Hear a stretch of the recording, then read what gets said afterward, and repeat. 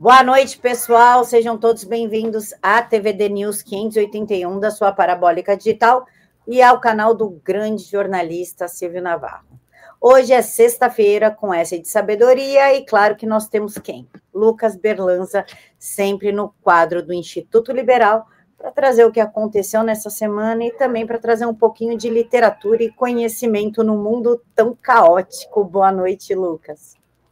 Boa noite, Camila. Boa noite a todos os nossos espectadores. Espero que tenhamos aí um momento de trocas proveitosas de informações e reflexões, apesar das torpezas do quadro contemporâneo no Brasil. Lucas, vamos começar com censura letras da música do caso MC Pose, que não bastou censurar só música, agora também está tendo humorista censurado, agora a rede social, que foram censuradas na quarta-feira. Vamos falar um pouquinho sobre isso? Vamos lá. Isso aí foi uma provocação do artigo, vocês estão vendo na tela, Censura a Letras de Música, o caso MC Pose, que é um artigo publicado no site do Instituto Liberal nessa semana, mais uma vez pelo Gabriel Wilhams. Nós repercutimos alguns textos dele no último programa, ele está de volta aqui com mais uma reflexão de um acontecimento que chamou a atenção na imprensa muito recentemente e ele não perdeu tempo, foi reagir a esse fato, que também nos dá a oportunidade de refletir sobre o problema da liberdade de expressão, essa grande questão contemporânea que, infelizmente, a gente dava como a boa parte da nossa elite intelectual dava como um fato o respeito à liberdade de expressão no Brasil, a consagração do valor da liberdade de expressão no Brasil. O que a gente mais tem visto nos últimos anos é apenas retrocessos, são apenas reveses nesse âmbito, nessa questão que é tão importante, porque todas as liberdades, em alguma medida, são oriundas do reconhecimento da liberdade de expressão do sujeito, em todas as esferas. É sempre o exercício da liberdade e a expressão do sujeito dentro da sua esfera privada. Então, é uma questão de absoluta importância, crucial para qualquer um que se preocupe com uma agenda do liberalismo, que tente efetivar uma agenda liberal. E a liberdade de expressão não pode se misturar com as reflexões sobre gosto. Eu não posso querer limitar a liberdade de expressão dos outros porque eu não gosto do que eles estão dizendo, por mais feio, por mais repulsivo que me pareça. E é esse o mote da análise que o Gabriel faz no seu artigo por conta da prisão, da recente soltura, a prisão e a recente soltura do funkeiro Marlon Brandon Coelho Couto, conhecido como MC Pose do Rodo. Um nome pitoresco, como os nomes que os MCs costumam ter, não é, confesso a vocês, uma figura que eu tenha minimamente ouvido falar antes dessas notícias saírem, não é o tipo de música que eu escuto, não condiz com os meus gostos particulares, mas isso não significa que eu vou interditar a produção cultural do sujeito porque eu não gosto do que ele produz. E aí, a imprensa divulgou que a prisão desse MC Pose do Rodo ela se deu por conta de um suposto envolvimento dele com o tráfico de drogas, mais especificamente com o Comando Vermelho, uma das organizações criminosas mais problemáticas aí no cenário brasileiro, mas também por apologia ao crime nas letras das suas músicas. E é aí que mora o perigo. O próprio Gabriel reconhece no artigo dele, quanto à primeira imputação de crime, envolvimento com o Comando Vermelho, se for comprovado devidamente que o cantor teve esse envolvimento com o crime organizado, que é do que se trata, então que ele seja punido, que ele seja condenado por esse envolvimento com o crime organizado. Agora, a segunda imputação de que ele faz apologia ao crime nas letras dos seus funks, das suas músicas, né? De largada, diz o nosso Gabriel Wilhams, a gente já pode considerar que é uma acusação temerária, que a gente tem que olhar com muita cautela. O secretário estadual da Polícia Civil do Rio de Janeiro, o delegado Felipe Cury, chegou a declarar, como o artigo ressalta, que as músicas desse falso artista têm um alcance incalculável. As pessoas já começam primeira coisa que elas vão olhar é o alcance, porque a pessoa tem reverberação do que ela faz, do que ela produz, então a gente tem que ter medo do que ela produz. Muito bem, tem maior gravidade. E muitas das vezes as músicas dele, que alcançam tanta gente, são muito mais lesivas do que um tiro de fuzil disparado por um traficante. Olha o peso da afirmação do delegado Felipe Cury. O Gabriel Wilhens vai definir muito bem uma hipérbole típica do tempo em que nós vivemos, em que palavras são colocadas no mesmo nível, no mesmo patamar, que ações literais de disparo de arma, de violência, de agressão física, né? Até de assassinato. Não é porque um delegado está falando isso, continua a análise do Gabriel, que nós vamos considerar esse raciocínio menos estúpido. Evidentemente, é um raciocínio absurdo. Dizer que as palavras são tão perigosas quanto um tiro de fuzil é a mesma coisa que dizer que a cultura de ódio gera os atentados que acontecem no mundo, quando, na verdade, o culpado pelos atentados é o criminoso, né? Ou que os videogames que têm violência geram o ímpeto violento na sociedade, né? Ou que piadas matam, né? Como recentemente também coisa parecida com isso foi dita em relação às piadas do humorista Léo Lins. Você pode achar que são piadas de péssimo gosto ou que nem chegam ao patamar de merecerem o nome de piadas. Nós podemos fazer todo tipo de crítica ao conteúdo de que se trata, mas isso não legitima, não justifica uma penalização criminal ou até uma condenação à prisão tão robusta quanto a que o Léo Lins recebeu. Então, a questão está no mesmo âmbito do problema da liberdade de expressão hoje no Brasil, né? Também se diz, quando se trata do caso do MC Pose do Rodo, né? Mais uma vez o nome do sujeito, o delegado também diz que extrapolam e muito qualquer tipo de manifestação cultural, artística ou de qualquer tipo de liberdade de expressão, né? O delegado questionou a legitimidade da arte do MC Pose, que a gente pode odiar, a gente pode achar, com perdão da expressão, uma autêntica bosta, se a gente quiser, né? Eu não conheço as músicas dele, não é o meu estilo, mas qual o propósito de chamar de um falso artista, né? Será que não é a pergunta que o Gabriel se faz, tirar o foco do fato de que o conteúdo da música dele é parte do motivo pelo qual ele está sendo processado, está sendo investigado, né? Está sendo preso? A música foi preso, né? A música ser boa ou má teria que ter algum impacto nessa decisão? Faz sentido que ele seja julgado pela qualidade? Nós estamos à caça de juízes para julgarem crimes ou nós estamos à caça de críticos musicais ou críticos literários? A nossa justiça, do ponto de vista do Estado, da aplicação das leis, a justiça imparcial, baseada em regras impessoais que o liberalismo defende, ela vai se fundamentar em quê? Em críticos subjetivos, por mais conhecedores que sejam da sua área, ou em regras estabelecidas pelos representantes dos cidadãos e julgadas pelo Poder Judiciário.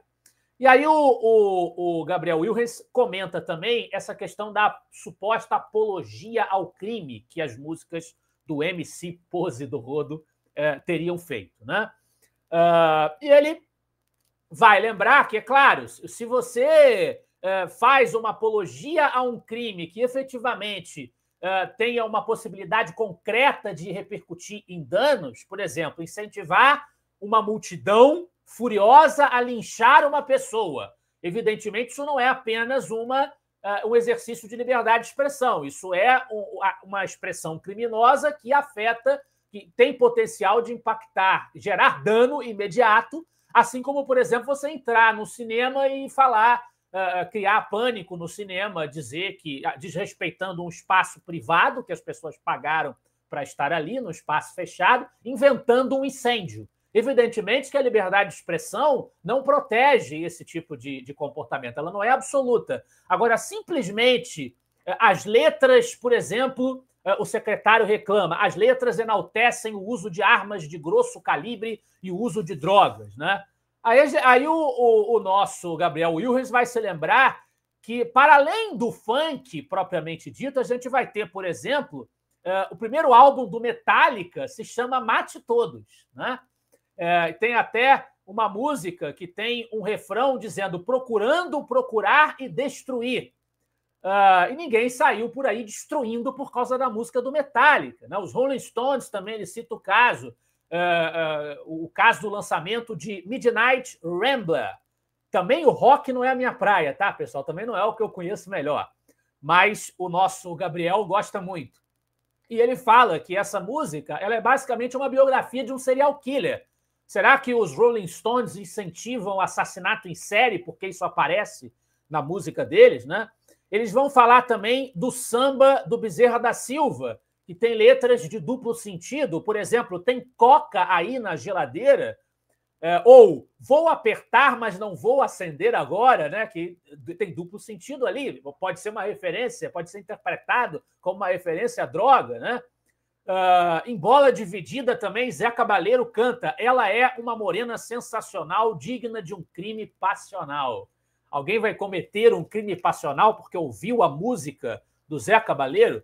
Então, a gente não pode, a gente tem que ser coerente com os nossos princípios, com a nossa pauta de defesa da liberdade de expressão. A gente não pode sair por aí condenando conteúdos, pura e simplesmente. Isso coloca em risco a liberdade de expressão dos que produzem conteúdos que a gente julga de má qualidade, mas amanhã ou depois as pessoas podem ter um outro julgamento, que será, tanto quanto esse, subjetivo. Então, a justiça não pode se basear nisso. A gente não pode sair por aí cortando conteúdos com base em argumentos tão frágeis. É o libelo em defesa da liberdade de expressão que faz o artigo do Gabriel Wilhans. Lucas, vivendo no mundo que nós vivemos, colocando o chapéu de alumínio, a gente pode ter assim uma sensação de que essa história do Pose, tu gostando ou não da música dele, a gente não pode proibir as pessoas de se expressarem, de falarem o que elas pensam. Isso inclui o Léo Lins. Foi um treinamento para saber como a gente ia reagir, escalonando todo esse controle, porque o Pose de esquerda, Léo Lins de direita, seria um termômetro para medir a temperatura?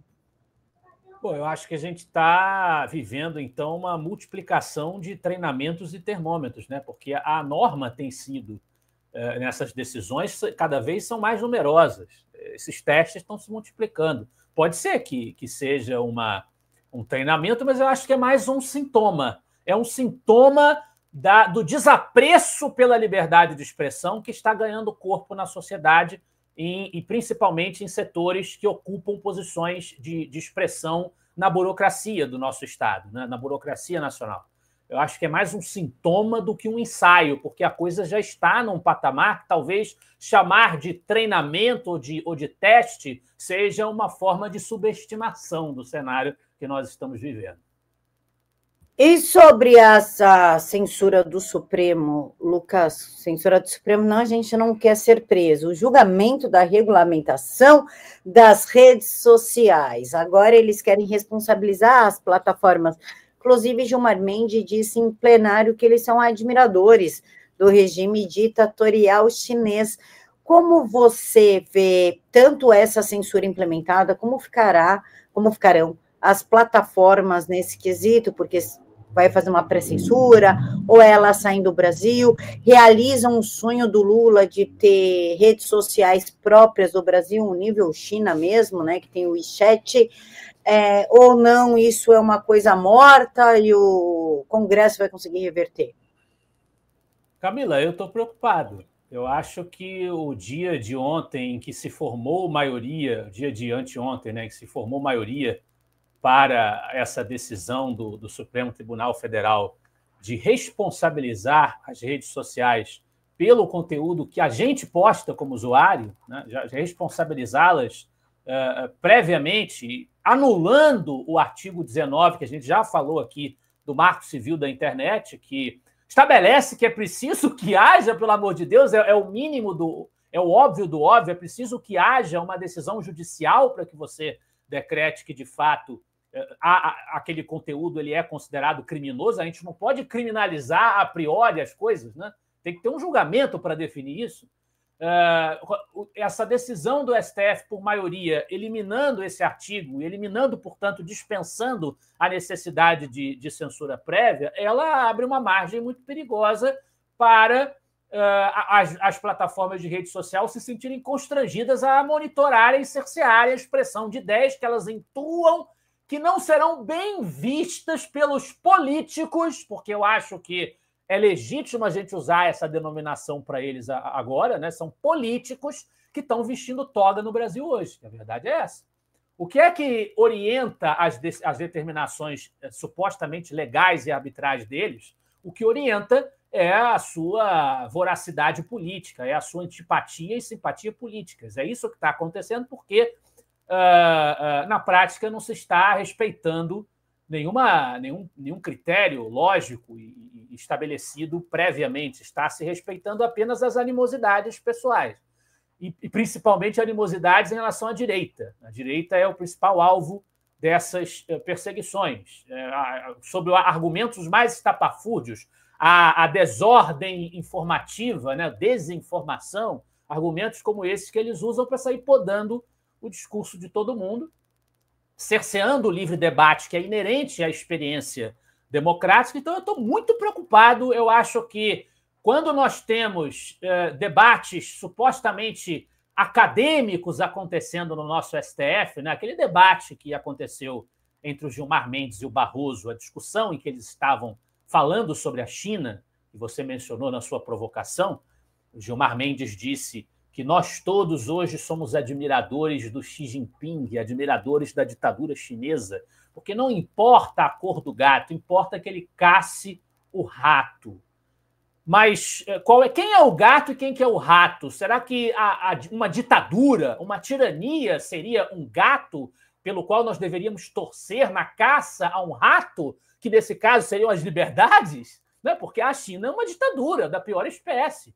É uma ditadura, um despotismo do Partido Comunista há muitas décadas e, obviamente, tem experiência em regulamentação de redes sociais porque eles censuram as redes sociais, porque eles limitam a emergência de qualquer oposição. Então, o nosso Supremo Tribunal Federal, que supostamente está tomando essas decisões de emergência com o fito de proteção das nossas instituições democráticas, vai ter como herói, como modelo, como base, a China do Xi Jinping? E aí o Gilmar Mendes soltou isso como se ele estivesse fazendo realmente uma declaração acadêmica, né? Nós todos estamos aqui em homenagem, nós todos honramos, nós todos temos por herói, por modelo, o Xi Jinping e a ditadura chinesa, que disseram esse negócio do gato e do rato, e aí o Barroso respondeu a ele dizendo: esta frase é do Deng Xiaoping, que foi lá liderança do Partido Comunista Chinês no passado. Eles estão ali para ficar discutindo esse tipo de assunto? É isso que a gente espera ver num julgamento da cúpula do judiciário, ficar discutindo Xi Jinping, discutindo Deng Xiaoping? Pelo amor de Deus, parece que nós somos palhaços assistindo a esse tipo de conversa de comadre acadêmica num espaço que deveria ser destinado a averiguar a constitucionalidade de leis, fundamentalmente, né? Parece uma piada, parece uma palhaçada. Ao mesmo tempo, o espaço do STF, aí com o protagonismo do nosso caríssimo Alexandre de Moraes, né, que é a testa de ferro desse processo todo, o espaço do STF também esteve nos holofotes, como sempre está. Não há uma semana, não há um dia sequer neste país em que os holofotes não estejam virados para o Supremo Tribunal Federal. Deveríamos estar prestando atenção, sumamente, nos políticos que nós elegemos, nos embates e debates que eles travam. Mas a relevância deles se apequena diante do fato dessa hipertrofia do Poder Judiciário hoje. A verdade é essa. Então, o STF também esteve nos holofotes nos últimos dias por causa do julgamento do Jair Bolsonaro e dos demais ali denunciados pelo suposto golpe de Estado de 2022, o plano para estabelecer ilegalmente um estado de sítio ou de defesa no Brasil e também a conexão que supostamente existiria entre esse plano de 2022 e o 8 de janeiro de 2023. E as pessoas, todo mundo que está nos assistindo, deve ter visto alguma coisa desse julgamento deve ter percebido, estavam lá o Bolsonaro, outros 7 aliados do Bolsonaro que foram interrogados no processo. É a primeira vez, conforme uma matéria da BBC, é a primeira vez que a gente tem um ex-mandatário do país e militares de alta patente, generais, um almirante da reserva, respondendo criminalmente por uma suposta tentativa de ruptura democrática no Brasil, sendo julgados pelos supostos alvos, por aquele que mais tem demonstrado animosidade em relação à figura do ex-presidente, que é o ministro Alexandre de Moraes, aquele que mais tem se arvorado nessa posição de general da democracia no Brasil com as suas decisões. E diante das câmeras a gente viu um Bolsonaro com um tom muito mais ameno, muito mais cordial, até brincalhão diante do Alexandre de Moraes, do que a gente costuma ver o Bolsonaro adotando. Chegou a pedir desculpas, disse que declarações que foram feitas num desabafo, numa reunião que não era nem para ter sido gravada, foram apenas realmente desabafos, que não tem uma base para aquilo que ele estava falando. Bolsonaro disse que não tinha prova nenhuma de ilícitos cometidos pelos ministros do STF, um desabafo que ele fez nessa reunião privada e gravada, negou, naturalmente, qualquer intenção de ruptura democrática no seu governo, né? A única coisa que o Bolsonaro admitiu foi que ele, de fato, chegou a discutir possibilidades de reversão do resultado eleitoral.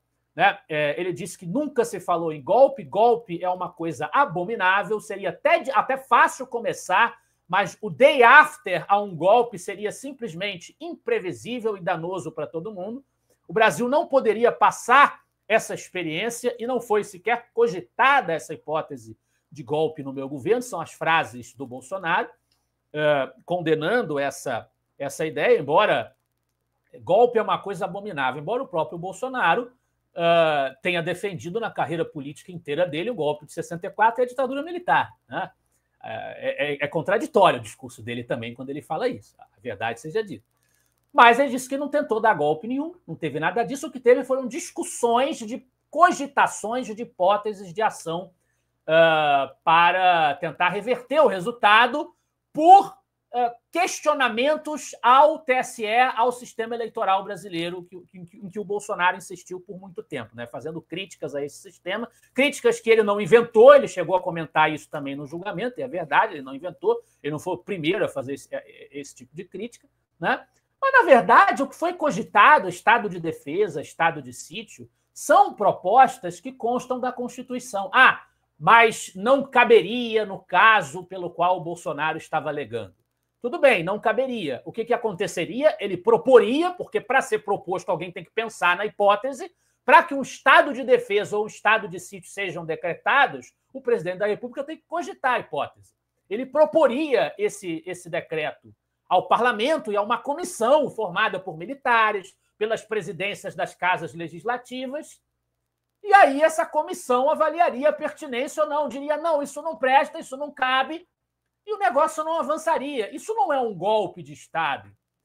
Não houve sequer assinatura nesses documentos. Então, nós ficamos assistindo a uma conversa em tom de comédia. Até o Bolsonaro fez piada diante do Alexandre de Moraes, convidou o Alexandre de Moraes para ser vice dele. Algumas pessoas acham que isso é estratégico, que amenizar a imagem e o tom no relacionamento com o juiz é uma coisa positiva para a defesa dele, né?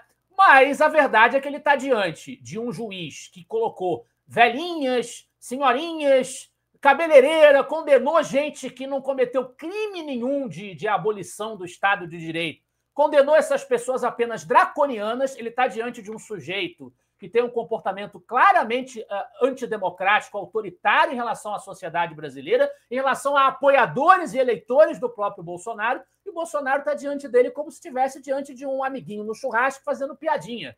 Eu acho que a maneira como o ex-presidente se portou nesse julgamento foi bastante lamentável também, embora eu considere que esse processo é um processo vazio de substância, é um circo com o nosso dinheiro mantendo. É bom a gente sempre lembrar que o nosso dinheiro está pagando essas sessões de conversas, como as conversas acadêmicas e floreadas do Gilmar Mendes com o Barroso, também essa sessão, esse julgamento ridículo do Bolsonaro, e com insistência em tentar associar esse documento que nunca foi assinado de 2022 com os atos de 8 de janeiro. E não tem nada a ver alhos com bugalhos. Então, eu acho que é realmente um momento um momento circense, profundamente circense da nossa vida pública nacional. Lucas, a gente pode dizer que a postura do Alexandre de Moraes também estava bem descontraída, estava engraçada, ele estava debochado. Inclusive, tem um momento com o general Heleno, que o advogado do general é até meio grosseiro, né? Partindo da ideia, da visão, da patente do general e da idade, ele dá ali um corte, o Moraes fala, aí, tá vendo, general? Não sou eu não, viu? É seu advogado. Ele tem ali uma postura mais tranquila, né? Mais debochada, despachada. É uma forma também de manipular a opinião pública e a opinião internacional a respeito da postura, Moraes, de um ditador? Acho que a opinião internacional não vai ter nenhum impacto. Sinceramente, eu acho que a nacional também não. Acho que não, ele não tem como mais. Quem já comprou a tese de que, de fato, o STF é um soldado da democracia, já comprou, já está feito. Não acho que vai ter qualquer mudança nesse aspecto. E quem percebeu o que realmente se passa no país também não vai mudar de opinião por causa desse comportamento do Moraes. Eu acho que ele está querendo mostrar que não está abalado. Talvez passe mais por isso. O Alexandre de Moraes quer mostrar que não está abalado com as possibilidades de pressões internacionais e as denúncias do comportamento autoritário dele que repercutem no exterior.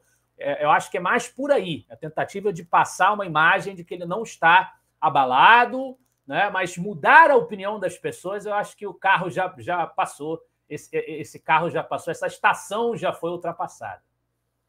Por falar em visão internacional, Lucas, nós também temos que falar da querida, da desquerida Greta, how dare you, né? Lembra? How dare you? Aí ela ficou conhecida e marcada por conta dessa frase. Ela foi para a Palestina, foi interceptada pelo pessoal de Israel, mentiu que não recebeu lanche, mas recebeu.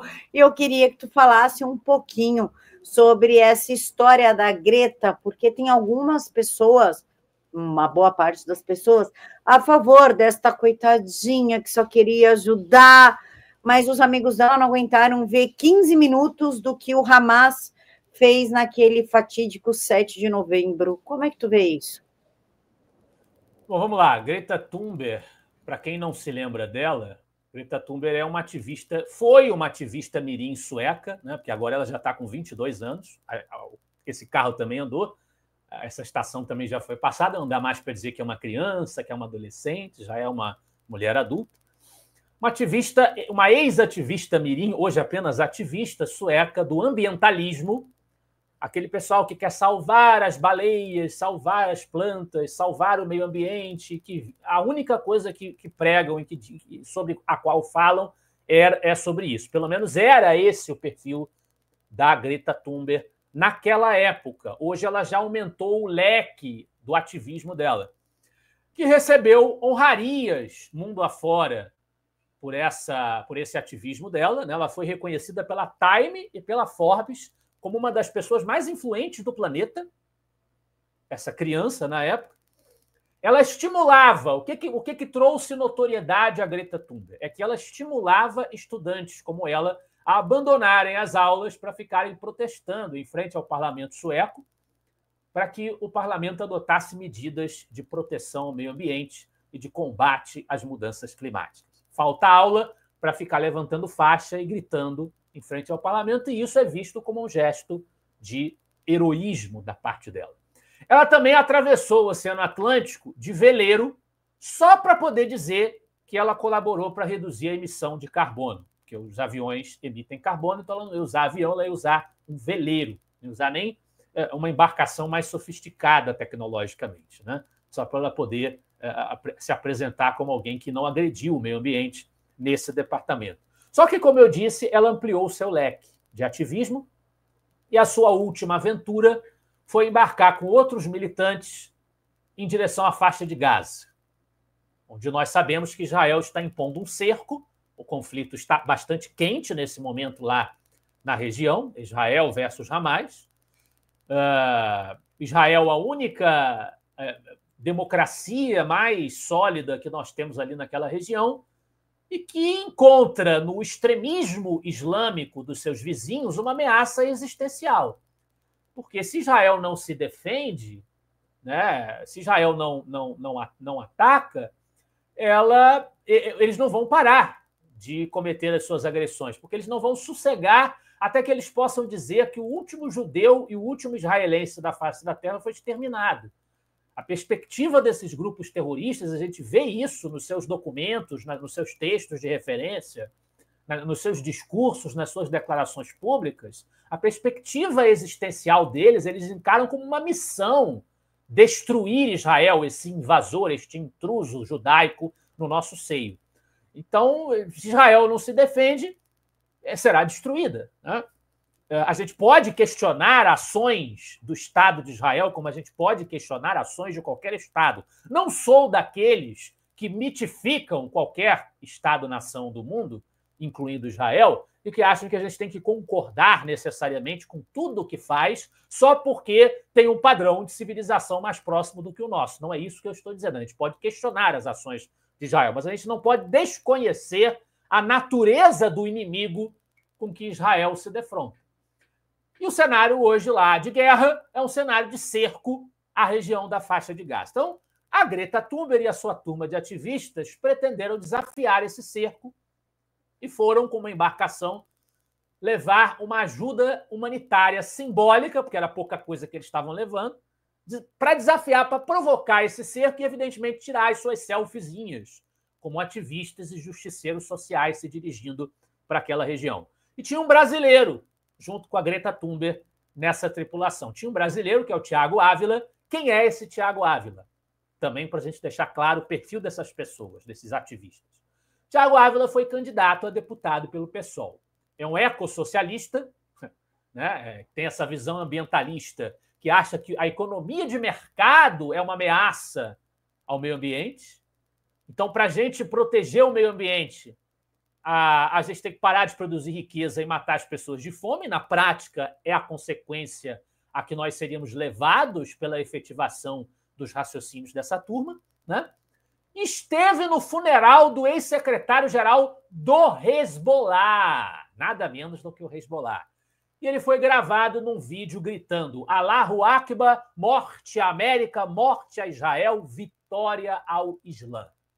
Uma figura bastante agradável, não é mesmo? Um santinho que estava ali junto com a Greta Thunberg. Então, é óbvio para nós que se trata de um grupo de progressistas suicidas, porque isso não deixa de ser uma forma de suicídio.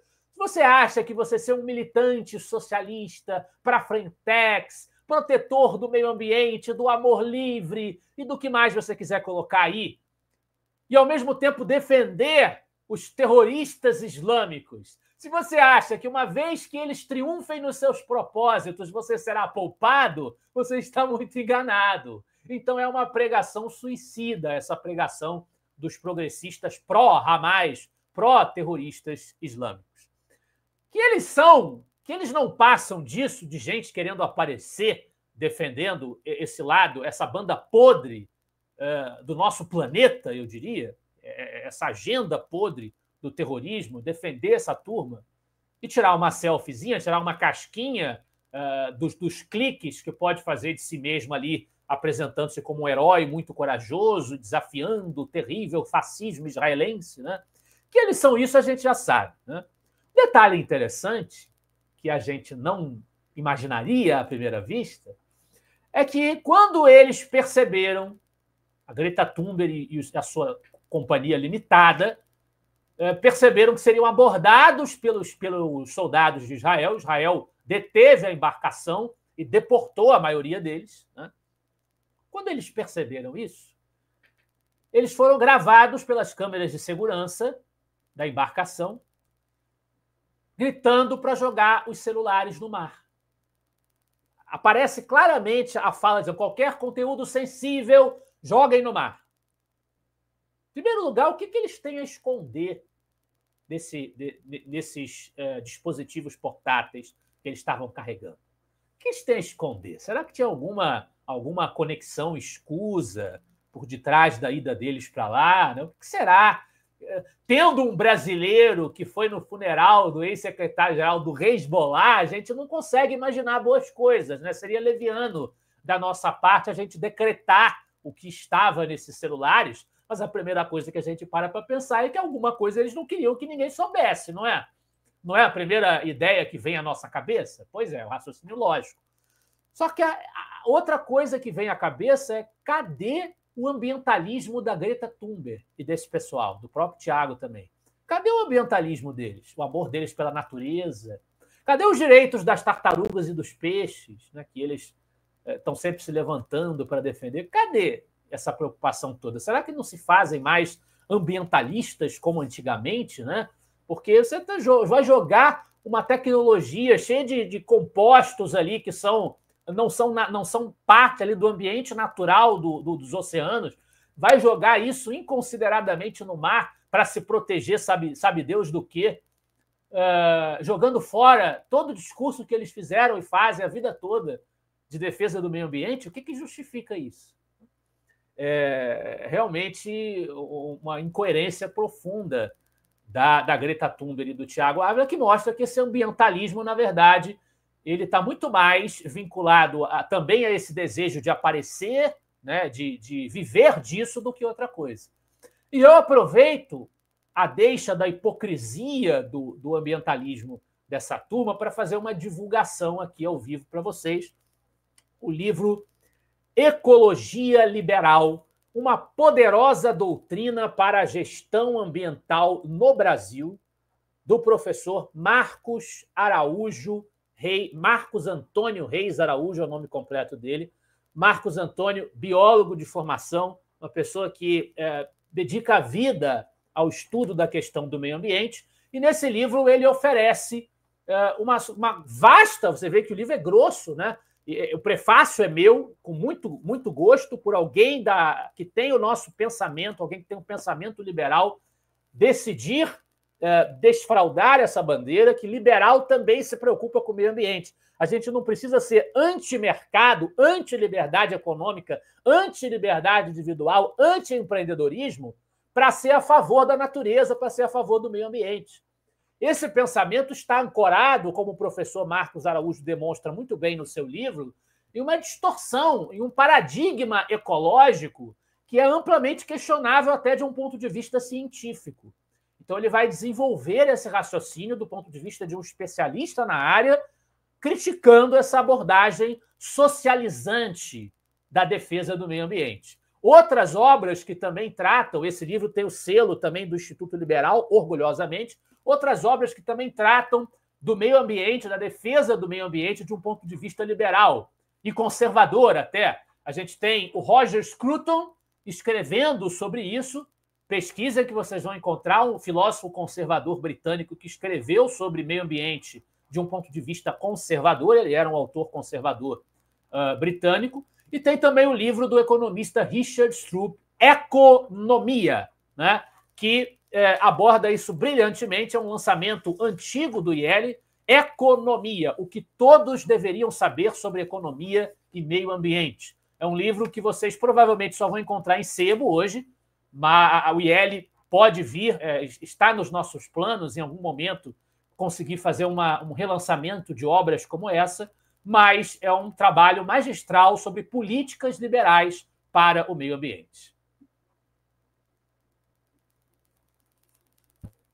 Oh, caramba, travou aqui. Lucas, e Miguel Uribe, da Colômbia, que tomou um tiro e sumiu o menino, sumiu o celular, sumiu quem mandou fazer, parece o que aconteceu com o presidente Bolsonaro. Como que era o nome do assassino? Suposto Adélio Bispo. Do Adélio, parece muito a história do Adélio, né? Ninguém sabe como ele foi para lá, quem forjou a entrada dele na Câmara, ninguém sabe nada, celular não pode vistoriar por determinação do Supremo. Como é que é essa história do Miguel Uribe e esses ataques a candidatos de direita? Porque o Trump também quase toma uma bala no meio da cara, né? Como é que fica isso? Pois é, em primeiro lugar, é claro, toda a nossa solidariedade ao pré-candidato à presidência da Colômbia, em oposição ao presidente de esquerda hoje, Gustavo Petro, que vem sendo cada vez mais questionado pela sociedade colombiana. Toda a nossa solidariedade ao pré-candidato Miguel Uribe, que sofreu esse atentado e se encontra em estado grave. As últimas notícias deram conta disso. Toda a solidariedade a ele e toda a solidariedade à família, aos amigos e aos seus apoiadores, aos seus simpatizantes. Bem, nós temos um vasto histórico. Você citou o caso do Bolsonaro. Nós temos um vasto histórico, e do Trump, nós temos um vasto histórico de violência cometida contra candidatos e políticos à direita, em cenários de grande animosidade pública.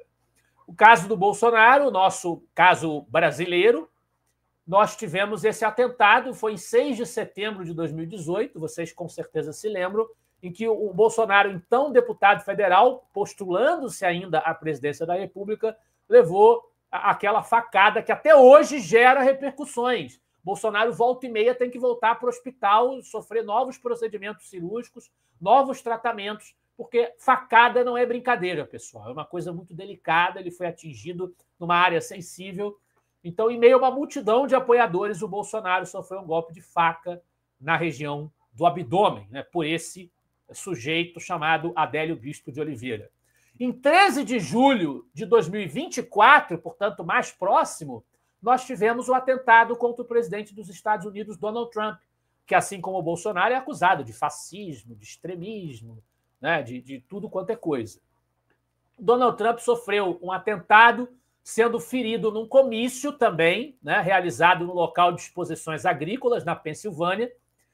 Teve um sangramento na orelha direita depois que foi alvejado. O atirador era da própria Pensilvânia, um homem de 20 anos, Thomas Matthew Crooks.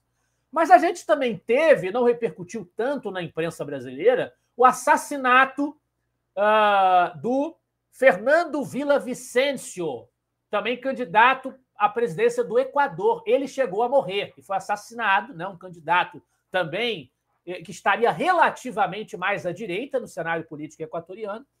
Vários outros ficaram feridos no ataque, né? Ele falou num comício, em 9 de agosto de 2023, ele falou num comício do movimento Construye, numa escola na cidade de Quito, e quando entrou num caminhão branco, cercado por guardas, ele foi baleado 3 vezes na cabeça. Não tinha como ele escapar, não tinha como ele sobreviver. Um oficial também ficou ferido. O criminoso ainda chegou a lançar uma granada contra os seguidores do político assassinado, mas a granada não explodiu. Muito bem, 3 casos recentes, a gente soma um quarto, que é o caso do Miguel Uribe, todos candidatos que, dentro do espectro político, da disputa política, do momento em que eles sofreram os atentados, seriam considerados figuras que estariam mais posicionadas à direita. Mas a gente pode recuar ainda mais na história. A gente tem outros casos muito emblemáticos de violência contra políticos à direita. Carlos Lacerda, no Brasil, é um grande líder anticomunista, antivarguista, sofreu um atentado na Rua Toneleiro, em 5 de agosto de 1954, que foi um estopim para o começo da grande crise que levaria ao suicídio do então presidente Getúlio Vargas, do qual ele era declarado inimigo público. O maior inimigo público de Getúlio Vargas era Carlos Lacerda, nesse momento atuando na imprensa para fazer oposição ao governo Vargas. Nós abordamos Lacerda aqui no nosso primeiro programa, né, porque eu tenho muitos trabalhos sobre ele, incluindo o meu livro Lacerda, a Virtude da Polêmica. Lacerda sofreu um atentado na Rua Toneleiro, que foi apenas o mais emblemático dos atentados ou das tentativas de atentado que Lacerda sofreu. Lacerda foi agredido também no Rio de Janeiro. Ele chegou a ir para participar de uma transmissão radiofônica, todo enfaixado por sofrer agressões. Teve uma tentativa de matá-lo antes do atentado de Toneleiro, se não me engano, na Ilha de Paquetá, perdão. Na Ilha de Paquetá ele sofreu um atentado e Lacerda, portanto, sempre foi visado por defender as suas ideias, sempre foi visado por potenciais agressores. Perdão. Ele sempre foi visado por potenciais agressores. A gente tem também nos Estados Unidos um atentado, aliás, os 2 grandes ícones do movimento conservador anglo-saxão da década de 80 sofreram atentados. Figuras que as esquerdas se acostumaram a satanizar, a alvejar o tempo todo. Ronald Reagan, presidente dos Estados Unidos, sofreu uma tentativa de assassinato em 30 de março de 1981, 69 dias depois de ter assumido a presidência dos Estados Unidos, como grande ícone do movimento conservador norte-americano. Enquanto ele deixava um compromisso público no Washington Hilton Hotel em Washington, ele e outras 3 pessoas foram baleados e feridos por John Hinckley Jr. E o Reagan sofreu uma perfuração no pulmão, mas ele recebeu, graças a Deus, um atendimento médico rápido, se recuperou rapidamente, apesar da idade, ele já tinha 70 anos, foi uma figura que chegou à presidência com bastante idade, né, para a média dos presidentes norte-americanos. E essa tentativa de assassinato, inclusive, foi retratada num filme, The Day Reagan Was Shot, que foi produzido em 2001. E a Margaret Thatcher, primeira-ministra do Reino Unido, sofreu um atentado. Um atentado no Grand Hotel, na cidade de Brighton, na Inglaterra, em 12 de outubro de 1984. Uma bomba relógio de longa duração foi plantada pelo IRA no hotel dela, né, com o objetivo de matá-la e matar os seus ministros, que estavam na cidade para uma conferência do Partido Conservador. A bomba foi plantada no quarto 629, antes que a Margaret Thatcher chegasse lá, por um homem chamado Patrick Magee. E a Thatcher escapou ilesa da tentativa de assassiná-la, mas, infelizmente, 5 pessoas foram mortas, incluindo um parlamentar, e outras 31 ficaram feridas. Então, pessoal, em resumo, nós poderíamos dizer, e aí, sem querer partidarizar ou politizar tragédias, eu detesto, eu abomino isso, mas por uma questão de raciocínio lógico, para desmontar as falácias dos nossos adversários, nós poderíamos dizer, diante desse atentado lamentável ao Miguel Uribe, diante da facada no Jair Bolsonaro, diante do disparo contra Donald Trump, diante do assassinato do equatoriano Fernando Villavicencio, e, mais uma vez, recuando na história, diante do atentado contra Carlos Lacerda, 2 atentados ou tentativas de atentado contra Carlos Lacerda, diante do atentado contra Ronald Reagan, diante do atentado contra Margaret Thatcher, até, embora não fosse um político propriamente dito, mas sim era um chefe de Estado, mas um líder espiritual acima de qualquer outra coisa, atentado também contra o Papa João Paulo II, que foi considerado uma referência de combate ao comunismo. Vejam, figuras à direita ou anticomunistas, antissocialistas sendo agredidas. Diante desse cenário, nós poderíamos dizer que existe uma cultura disseminada na nossa democracia moderna de violência fascista, para usar a palavra que a esquerda costuma usar, né? De violência fascista contra candidatos e políticos à direita. E essa cultura precisa ser enfrentada pelos defensores da democracia mundo afora. Nós poderíamos dizer, ênfase no tempo verbal, poderíamos dizer, né?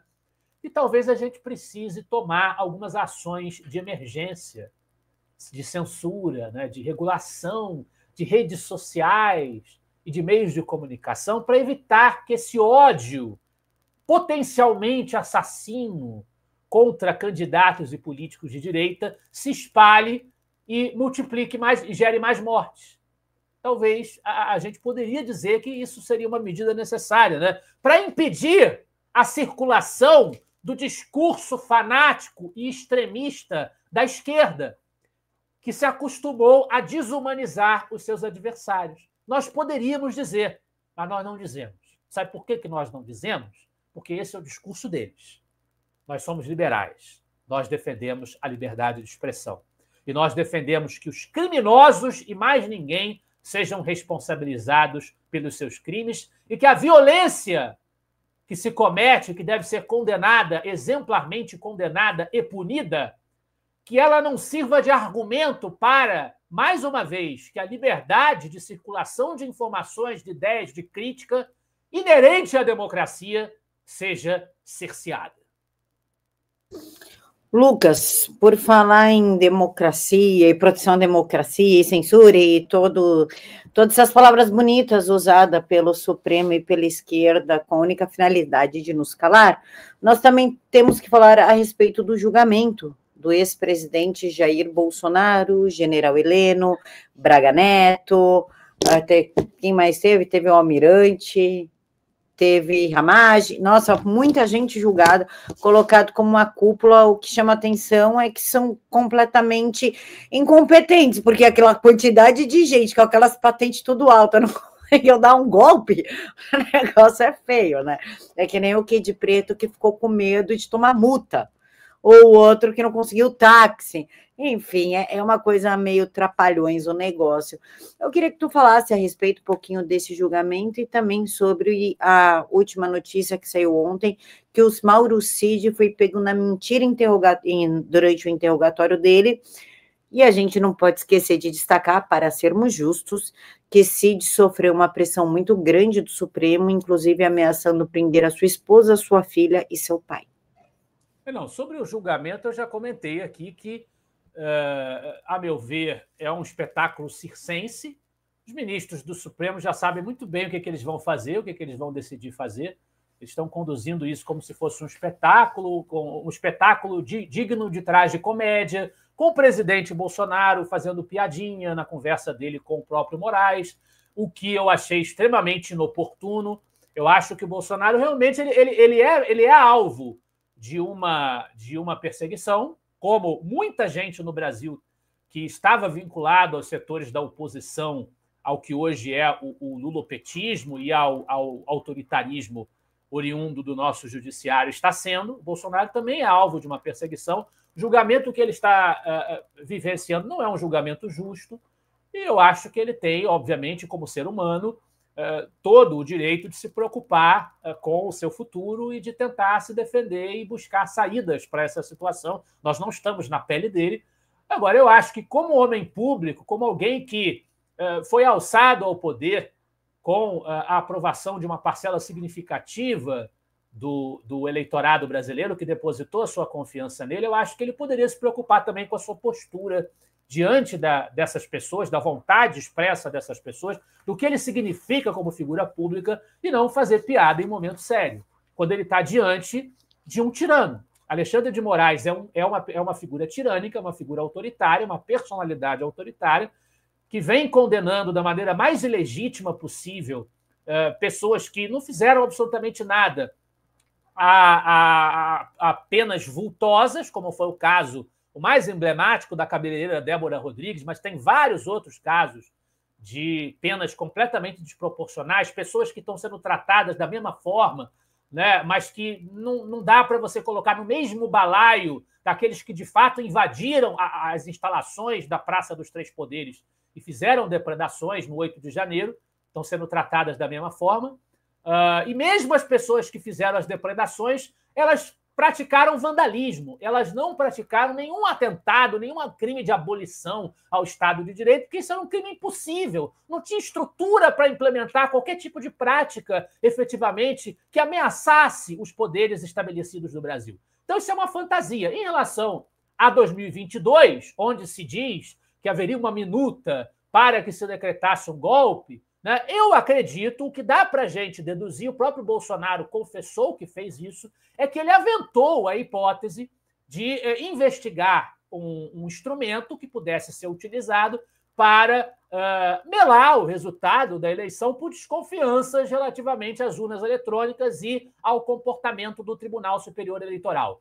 Não vou falar nada sobre fraude em urna, mas é fato, isso a gente tem que reconhecer, que o Tribunal Superior Eleitoral não foi um árbitro imparcial, não foi um árbitro neutro durante aquele processo eleitoral. Aquele processo eleitoral foi viciado. A circulação de informações que poderiam ser consideradas críticas ao Lula ou nocivas à candidatura de Bolsonaro, né? Isso não foi tratado da mesma forma. Nós tivemos censura de documentários sobre o ex-presidente, nós tivemos censura de notícias que aventassem as relações do Lula com tiranos da América Latina. Então, houve claramente um cerceamento de liberdades, de expressões que deveriam ser consideradas normais, ainda mais no momento decisivo da democracia, que é a eleição, naquele processo eleitoral de 2022. Ele foi um processo viciado. Então, há justiça em se fazer um questionamento a isso. Mas o Bolsonaro, o que ele confessou, o que de fato parece-nos que realmente aconteceu, foi que ele teve conversas, entreteu diálogos para discutir a hipótese de implementar alguma ação que interferisse nisso, né? Que atuasse nesse campo, interferisse especificamente no TSE. E há uma minuta descrevendo a possibilidade de um estado de sítio, né, de um estado de defesa. Só que, eu repito, esse documento não foi assinado, ele não foi levado e não foi apresentado, como o ritual mandaria que fosse, a uma comissão que a Constituição determina. É um golpe que seria feito dentro do ritual que a Constituição determina para ele ser feito, né? É uma coisa paradoxal. Ele não foi apresentado a essa comissão, não foi votado, não foi assinado, não foi levado adiante. Houve conversas. O que houve foram discussões sobre a pertinência ou não de um dispositivo que é constitucional. Poderia não ser adequado para esse caso? Ok, pode não ser adequado para esse caso. A comissão recusaria a adoção desse procedimento. Então, não faz sentido você fazer, dentro do que reza o ordenamento jurídico brasileiro, um julgamento por golpe de Estado. Por ele é uma punição mais política do que outra coisa que está acontecendo, gostemos ou não do Jair Bolsonaro.